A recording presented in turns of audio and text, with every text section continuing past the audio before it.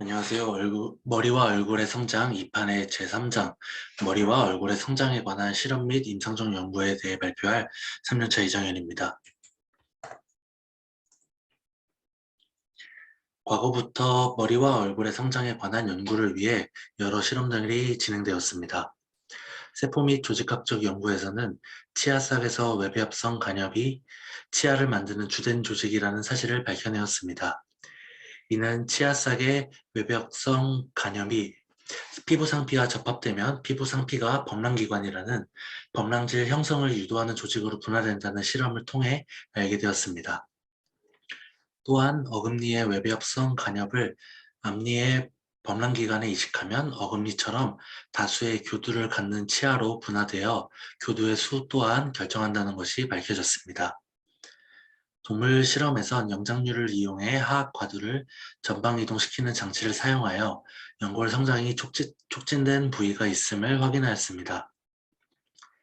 사체 분석을 통한 연구도 진행되었는데 연령에 따른 크기와 형태를 비교하였고 지층처럼 뼈에도 성장에 의한 첨가와 흡수의 경계 부위인 반전선을 발견해내었습니다. 임상적 관찰로는 환자에 대한 임상적 관찰을 하였는데 주로 머리와 얼굴에 결손이 있거나 외상으로 인해 손상을 입거나 전신질환이 있거나 호르몬이 결핍된 어린이들을 대상으로 하였고 수술 및 교정치료, 호르몬 투여와 같은 방법으로 머리의 성장을 정상으로 유도해 주어 유사한 상황의 치료에 큰 도움이 되었습니다.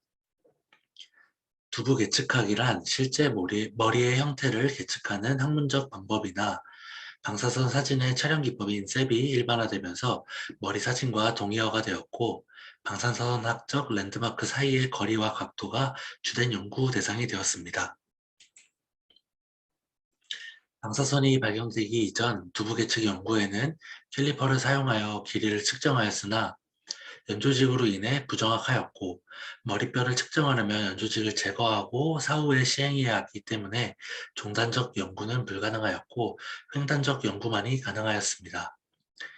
방사선의 발견을 통해 머리 사진을 정기적으로 촬영하여 중단적 연구가 가능하게 되었고 턱뼈에 임플란트를 매식하여 머리와 얼굴의 성장을 발견할 수 있었는데 이에 대한 자세한 설명은 후에 소개될 챕터들에서 다룰 예정입니다. 현대 방사선을 이용한 두부 계측학의 목적은 부정교합을 임상적으로 진단하고 객관적인 분석을 시행하는 데 있습니다. 각도와 거리를 다루는 분석법이 주를 이루게 되는데 다운, 스타이너, 트위드 등의 방법들이 이에 해당합니다. 사소니, 코벤, 엘로우 등은 절대적 계측값보다는 내적 대칭성과 비례관계에 초점을 맞추어 분석법을 만들어냈습니다. 현재 셉 사진을 찍을 때 방사선 소스는 고정장치의 중심에서 150cm 정도, 5피트 정도 떨어져서 존재합니다. 환자의 머리는 고정장치를 이용하여 일정하게 표준화하였습니다. 엑스레이는 퍼지는 성질이 있기 때문에 평행성이 부족하게 됩니다.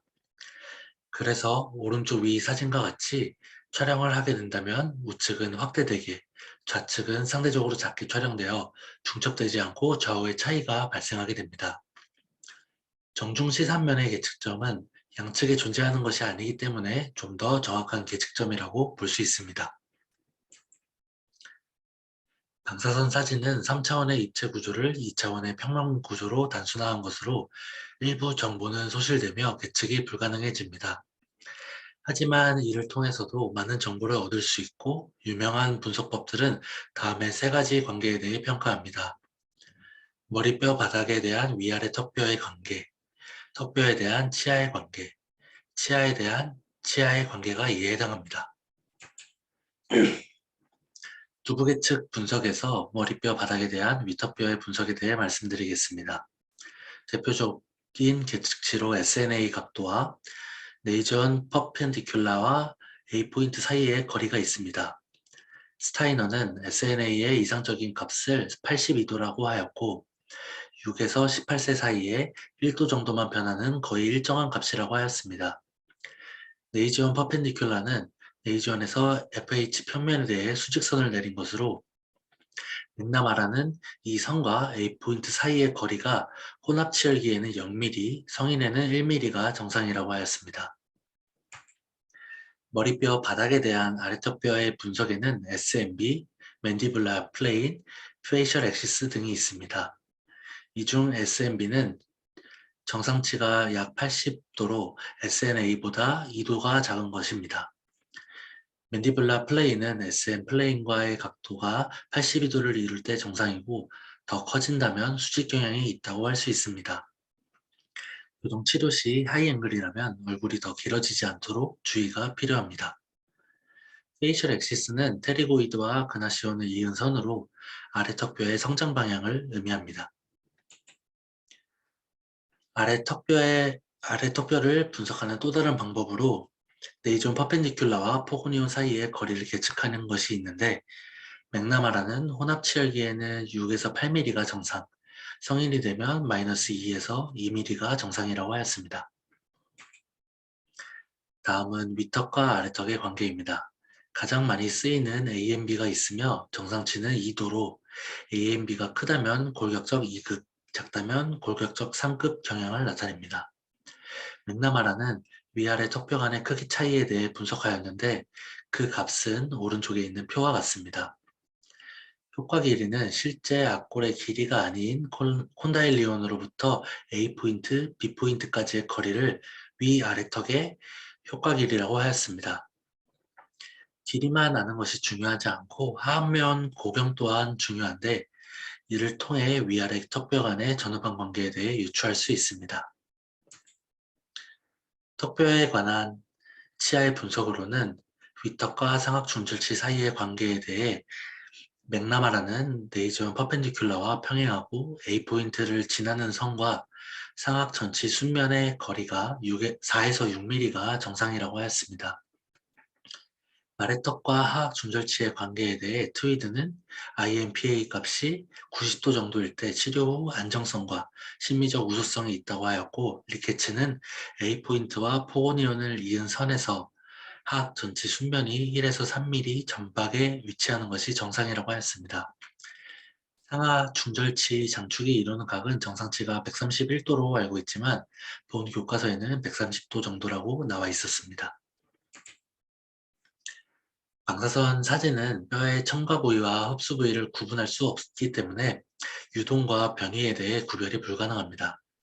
비오크는 어린이의 얼굴뼈에 금속 임플란트를 매식하여 성장을 관찰하는 연구를 진행하였는데 이를 통해 유동과 변이를 관찰할 수 있었고 아래턱의 성장이 직선적이 아니라 홀을 그리며 곡선적으로 성장한다는 것이 밝혀내졌습니다. 이에 따라 홀을 따라서 컨다일은 전상방으로 성장하고 그에 따라서 아래턱뼈는 전하방으로 변이되는 것을 발견했습니다.